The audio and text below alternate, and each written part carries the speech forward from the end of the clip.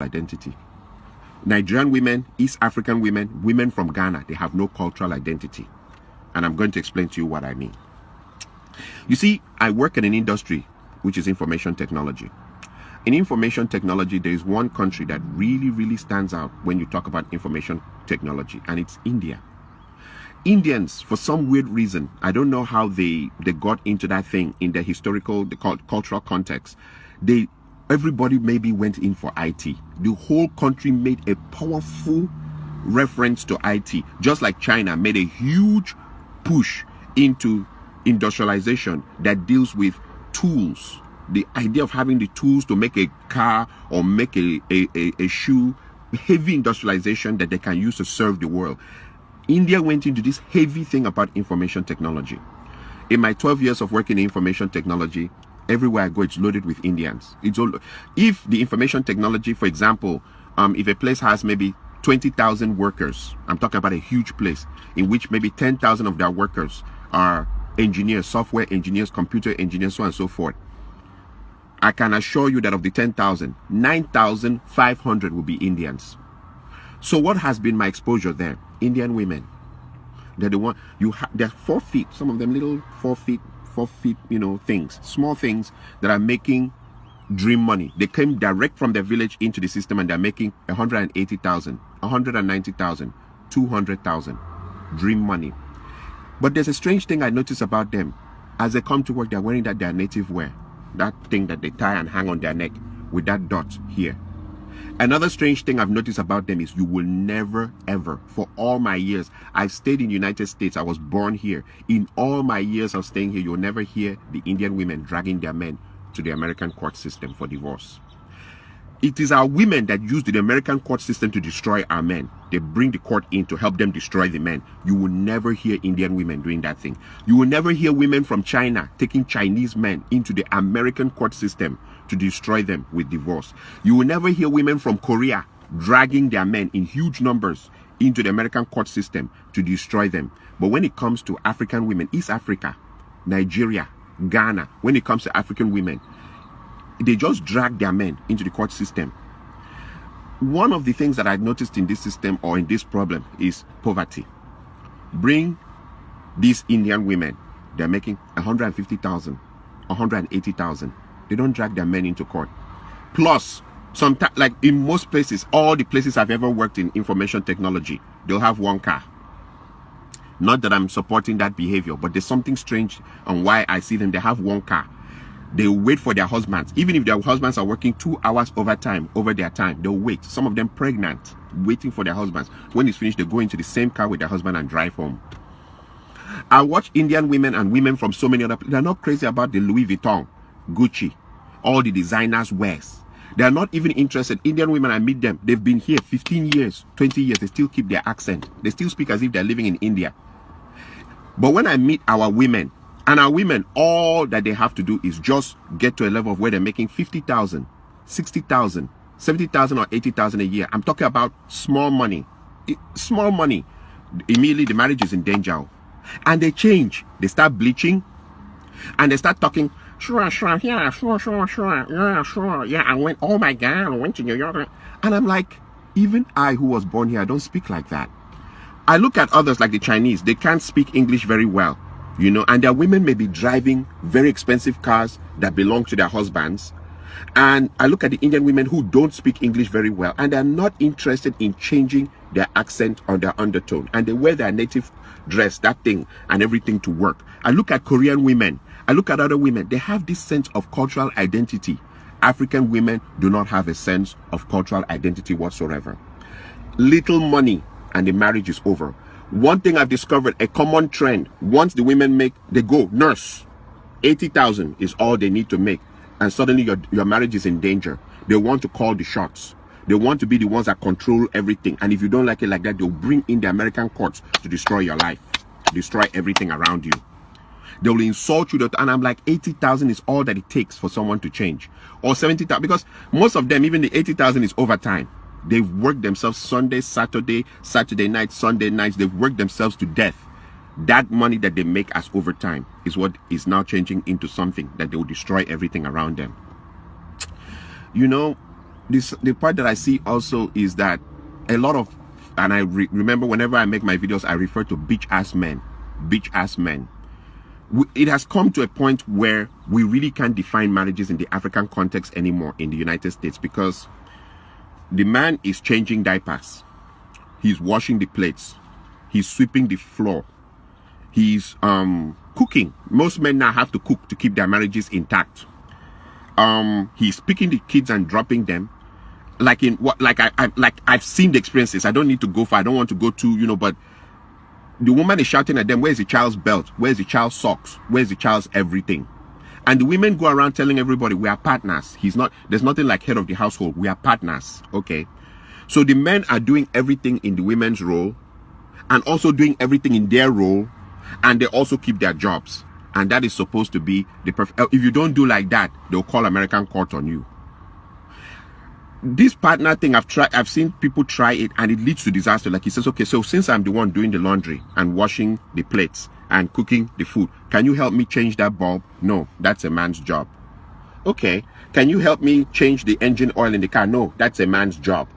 Okay, can you help me paint the other? No, it's a man's job. The women are quick to tell you what's a man's job, but you must do your job and do their job now, and do their job and keep your job also in the society, and come back and still, even there's no respect, you are supposed to be submissive, or the marriage ends on your head.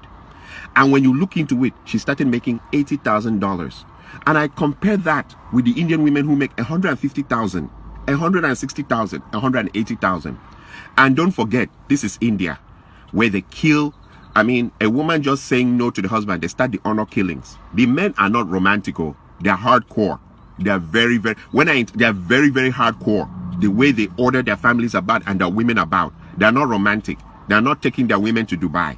They are not buying Louis Vuitton and expensive perfumes and undies for their women. They are not doing any of that. And when they come to work, they're smelling of turmeric and all those things that they put in their food. Their men don't spray. I mean, some of them, they come and I see the same jeans, the same shirt for years. But their women stick to them with the kind of money they're making. Even the Hispanic women, I look at them, their men are poor. I mean, they all cross from the desert now into this town. They cross from desert, enter this town. I've seen some real dirty, nasty Hispanic women with drop-dead, gorgeous Hispanic women. The women don't leave their men.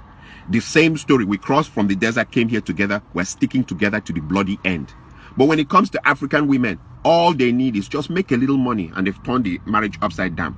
And there are bitch-ass men who will support that behavior. In fact, those women are more celebrated here than even married women. You see a man, if he wants to do his birthday party or his child dedication ceremony or burial or anything, he's inviting all the divorcees who threw their husbands out of the house. They have so much honor. In fact, so many people are calling them and congratulating them for throwing out their husbands out of the house. And sometimes when you go into investigation of why the bitch ass men are supporting that, is because there's a competition. Africans in America compete to the point of death here in America.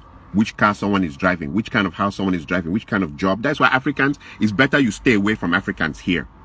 So since everybody's competing, if the woman can turn her house upside down and destroy it, she's already done the job for the man's enemies out there. They are applauding her. They now call her for parties and call her to come and drink in their house. And then there's the part two.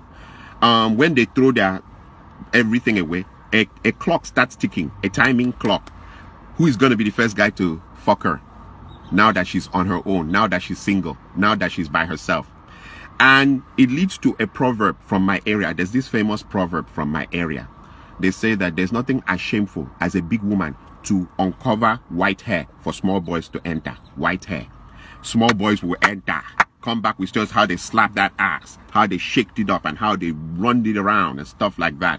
And you'll be like, and in her mind, she's showing this attitude. She'll go onto her Facebook website and right there, I'm too blessed to be depressed. As they go lower, we go higher. Yep, we girls are flying higher. Hashtag liberated sisters. And then you wonder what is wrong with African women. Ghanaian community is the first community I've seen that fourth marriage, people fool. Fourth marriage. And if you put your ear to the ground, they're still blaming the men at the fourth marriage of the woman. She's married, the first one divorced, second one divorced, third one divorced, fourth marriage, they fool. They drink, they chop chicken, everything, and they're talking about how all the other three men, there's something wrong with them. that they were animals, that they were this and that. And you wonder, is it always the men that is the problem? Same with the East African women. They will divorce, 3 divorces, 4. Somehow, the story will be twisted. It's always the men's fault. And she's marrying. She can marry up to 7 times. Nobody knows what's going on. I am saying this because too many men's lives have been destroyed because of people who think they are in America. This America thing. Okay, I normally ask this simple question. What if a man became very rich and he had a house in America and he had a house in Canada and he had a house in Germany and he had a house in Japan? He had houses all over the place. What happens there? Is it going to be that as you bring a Nigerian or a Ghanaian or an East African woman to your house in America, she acts American? Then when you cross her over to the house in Canada, she now acts like she's Canadian. And then when you cross her over to the house in Germany, she now acts like she's German. And then when you take her over to Japan, she now acts Japanese Hong Kong, Kung Fu, Japanese Kung Fu, Shinto-kan, you know? What is it like? Do African women have cultural identity? Do they have any cultural identity? Do they have any loyalty in them as human beings? Do they? Or they're just moved by every wind of doctrine, every wind of thinking. And the hypocrisy, like I said, is now a lot of marriages, the men are the ones doing the women's roles, their roles, and keeping their jobs. All that to keep a man. And you see the men still coming, they come out with a big agbada and turn it and throw it up and stand and say, hey, I want to thank my wonderful wife. I don't want a marriage for the sake of what it looks like in the public. I want to be happy about it inside in my life. The show of that out there in the public, it looks good, but meanwhile back home I'm swallowing Percocet, I'm swallowing high blood pressure medicine, I'm swallowing all kinds of things to stay alive because I want to show people that I kept my marriage going. It's crap, it's bullshit, and that's for bitch ass men. I would rather live longer for my children than to stay in something that is horrific and try to keep it going. One side is always throwing the fishing pole in the sky, one person is always trying to catch it. When does the other person become mature and stop? Oh, because you're making $80,000. Like I said, come and see the Indian women. 150. The husband is making 180. 200. The husband is making 190. People are making dream money. Indian community, I've never seen anything like that before. In IT, they own it. Google, oh, Facebook, oh, everywhere, they own it. And they're making killing money. Those guys hold cash, dream money, and their wives are not going crazy. You see their wives by their husbands all the time. The other final part I'll leave you with is I thank God for Trump. I thank God for Trump because Trump has defined what America truly is about. When you come to a situation where a man, he's speaking on behalf of millions of people, talking about how he sees things, how he understands things from these millions of people who voted him in, you will understand that for you to come to this country and destroy your life, you're the most stupid person on earth. Trump make it clear that if you're a minority, we don't count you among people. And these are the owners of the land talking about that. If you're a minority, we don't count you. And you see other minorities, like I said, the Indians, the Koreans, the Chinese, other minorities, it's like they intrinsically know this is not their land. So when they come here, they hold themselves. It's not something you need to break your family apart over. It's not something you need to go crazy about. And you're 40 years old and you're now wearing mini and going back to the club. Nobody goes crazy except African women, Ghanaian, Nigerian, East African. They go crazy. They go crazy. And I'm glad Trump has told them it doesn't matter how you do. Sure. Oh yeah, that we still don't count you as part of us. We don't. We know where you're from. And that it doesn't matter how much money you make here. It's because we let you stay here. And I'm glad that he has pointed it out and cleared it out and activated it so that when you now take your husband or take your wife into that system that doesn't regard you as something and destroy everything, I glorify God, because some people have wisdom and some people do not. And I also thank God for that the bitch ass men who are rejoicing on how other men's demise, like they're rejoicing that other men were destroyed that way, you know, so that, you know, so because it has lowered the competition. Now I have won. I'm going up. He's coming down. That God will punish them. God will never, since you can't rejoice in people doing well, but you're waiting for people to go down so that it can, if is that what you needed to be victorious, then you're fake. You're as fake as it gets. You needed his wife to turn on him so that you can win. That is why you're all everywhere. Divorced women are being celebrated as the best women in earth here in America. Everybody, call them for parties, call them everywhere, give them money, do everything, and sleep around with them, because that's the thing. You're all sleeping around with them. Nonsense. Oh, and by the way, I want to also finally use this to kill one argument. The argument, I hear a lot of men now saying, they're cursing their fathers. That our fathers who didn't sweep the floor, wash the plates, cook food, change the diapers, totally emasculated. I mean, men are totally emasculated. They're doing everything, doing the laundry. That our fathers who didn't do that were useless. We're better than them because we're doing our role, the women's role. We're Superman. We're doing the women's role, our role, keeping our jobs, taking care of the children. The children are now coming to ask us for the socks and their belts and where their sandals are, and they don't know where and they're coming to ask us to iron their clothes, and we iron our own clothes on top of that. We're doing everything. The woman's job now is just to comb her hair and look at herself in the mirror, and when she's tired and she has choosing and sitting down spending an hour trying to find the right dress, and then she gets into the car and drives to work. You're doing everything. And that in that world we're saying that our fathers were stupid, that we are better than them. No, we're not. Maybe we are the ones that will have a shorter lifespan in the end of this story. So you know what, I'll leave it at that.